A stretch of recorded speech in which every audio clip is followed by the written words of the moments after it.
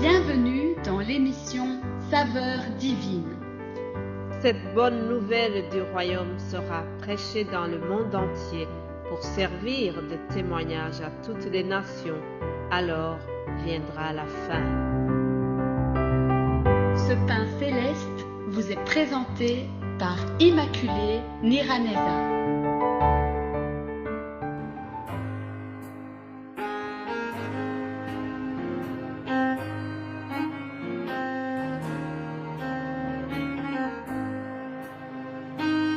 Shalom, shalom, mes bien-aimés qui écoutent l'émission Saveurs divines. Que la paix de Christ soit avec vous. J'ai l'honneur et la joie de vous retrouver encore ce matin. Nous sommes à la fin de la semaine. C'est une joie d'avoir pu partager la parole de Dieu chaque jour du lundi au vendredi. Et je remercie le Saint-Esprit qui continue à m'inspirer pour pouvoir vous parler. Si ce n'était que l'aide du Saint-Esprit, je ne pourrais jamais trouver de quoi vous partager. Je remercie donc l'Éternel, le Père Céleste, qui continue à me garder en bonne santé pour que je puisse continuer cette œuvre noble qu'est la parole de Dieu, le partage de la parole, la distribution du pain quotidien. Alléluia, ce pain céleste vous est présenté par moi-même et j'ai la joie de le faire. Alléluia. Que toute la gloire revienne à notre Seigneur qui me donne la volonté et le pouvoir d'être à son service chaque jour. Alléluia. Alors, comme vous savez, nous sommes en train de voir la prière du Notre Père. Hier, nous avons vu ce verset qui dit « Que ta volonté soit faite sur la terre comme au ciel. » Aujourd'hui, nous arrivons au verset qui dit « Donne-nous notre pain de ce jour. » Permettez-moi de commencer par une petite parenthèse. Lorsque j'étais très jeune, dans mon pays, dans les années 90, il y avait une émission à la radio Rwanda. Le titre de l'émission, c'était « Ejo nzamerane ». Si je traduis le titre, ça veut dire « Comment serai-je demain ?» Une question pareille sous-entend « Comment je vivrai demain? Qu'est-ce que je mangerai? Comment pourrais-je payer le minerval de mes enfants? Que deviendrai-je sans emploi ?»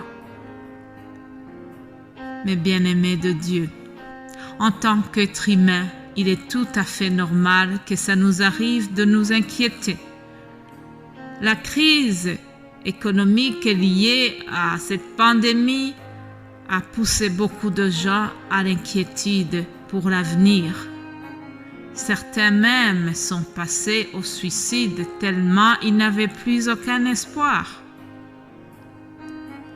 Si tu m'écoutes en étant concerné par ce propos, je te dis, prends courage. Prends courage, cher ami. Garde l'espoir. Je prie que Jésus te surprenne aujourd'hui, qu'il te donne quelque chose, qu'il te fasse quelque chose qui provoquera des actions de grâce dans ton cœur. Oui, l'être humain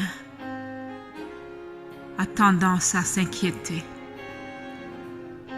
Mes enfants ont un terme qui dit « T'inquiète, t'inquiète maman ». Lorsqu'ils voient que je me pose des questions, je leur pose des questions sur différents sujets.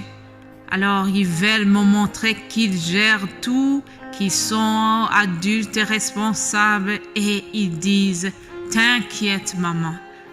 Et les jeunes, dans leurs écrits, ils aiment écrire ce petit mot TQT. TQT, ça veut dire « ne t'inquiète pas » dans le jargon des jeunes. Jésus nous dit « ne t'inquiète pas ».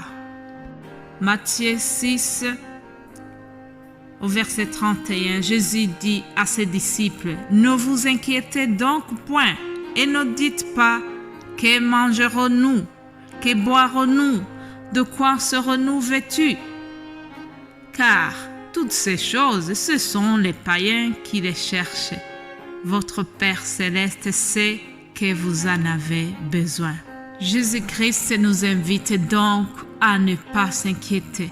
Il nous rassure que notre Père céleste connaît nos besoins de chaque jour. D'ailleurs, il dit aussi, qui de vous, par ses inquiétudes, peut ajouter une coudée à la durée de sa vie? Et pourquoi vous inquiétez au sujet du vêtement? Considérez comment croissent le lys des chats. Ils ne travaillent ni ne filent. Cependant, je vous dis que Salomon, même dans toute sa gloire, n'a pas été vêtu comme l'un d'eux. Si Dieu reveut ainsi l'herbe des champs, qui existe aujourd'hui et qui demain sera jetée au four, ne vous vêtira-t-il pas à plus forte raison, gens de peu de foi? Que Dieu nous vienne en aide, chers amis. Jésus-Christ termine sa phrase en disant aux disciples qu'ils ont peu de foi. C'est une remarque qu'il fait, un reproche de ne pas avoir assez de foi. Donc Jésus-Christ leur demande de ne pas s'inquiéter.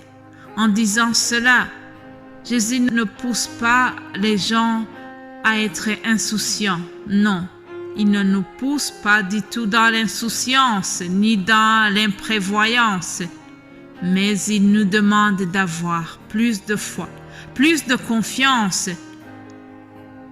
En quelque sorte, Jésus veut nous dire que Dieu le Père est fidèle. Alléluia, notre Dieu est fidèle. Il pourvoit aux besoins de ses enfants.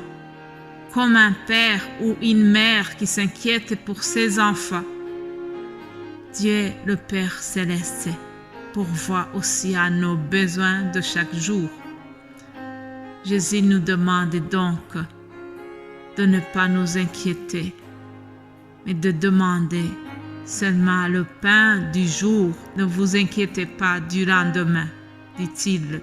Le livre d'Exode nous raconte comment les Hébreux étaient nourris miraculeusement dans le désert. Et savez-vous une chose? L'approvisionnement de Dieu a duré 40 ans. Alléluia! Et chaque jour, ils ont eu la manne qu'il leur fallait.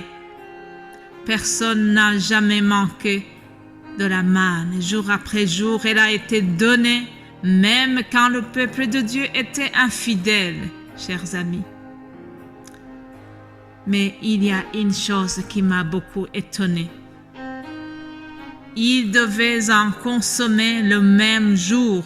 Ça veut dire qu'ils avaient la manne pour une journée, pas pour le lendemain.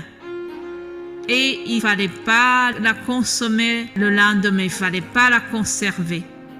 Certains ont eu la tentative de tricher, de la mettre de côté pour la manger le lendemain. Et la manne était gâtée. Qu'est-ce que cela nous enseigne? Ça nous enseigne déjà ce que Jésus avait dit aux disciples. Ne vous inquiétez pas du lendemain. À chaque jour suffit sa peine. Alléluia.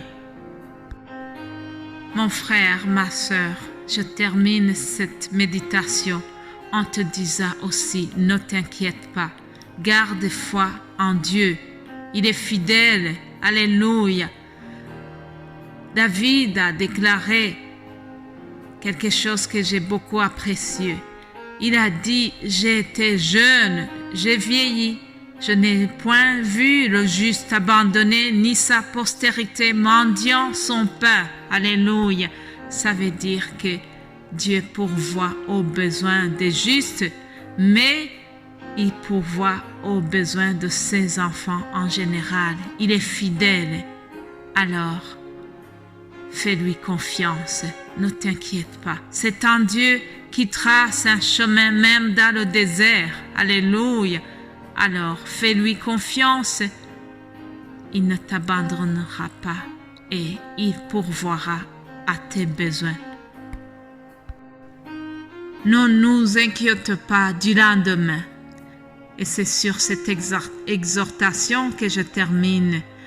Je vous souhaite de passer un excellent week-end et j'aurai la joie de vous retrouver lundi pour continuer et terminer cette belle prière de notre Père qui est aux cieux.